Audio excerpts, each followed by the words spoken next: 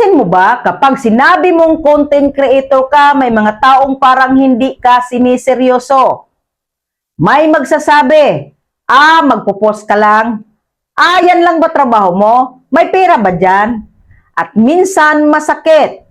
Pero ang tanong, bakit ba minamaliit ng ibang tao ang mga content creators? Unang dahilan, hindi nila naiintindihan ang ginagawa mo. Kasi sa kanila, simpleng video lang, post lang, upload lang. Hindi nila nakikita ang pag-iisip ng content, pag-i-edit, pag-aaral ng algorithm, at pag-build ng audience. Para sa kanila, madali. Pero sa totoo, hindi.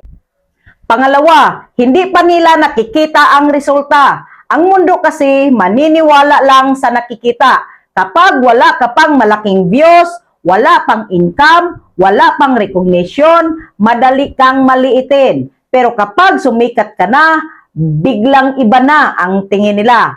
Pangatlo, projection ng sarili nilang takot. May mga tao na gusto rin sana mag-start pero natatakot. Kaya ang ginagawa nila, minamaliit nila ang mga ginagawa mo para ma-justify nila kung bakit hindi sila nagsisimula. Kasi mas madaling manghusga kaysa sumubok. Pang-apat, traditional mindset. Sanay sila sa old system. Ang mag-aral lang, magtrabaho at maghintay ng sweldo. Kapag may bagong paraan tulad ng content creation, parang hindi legit sa paningin nila.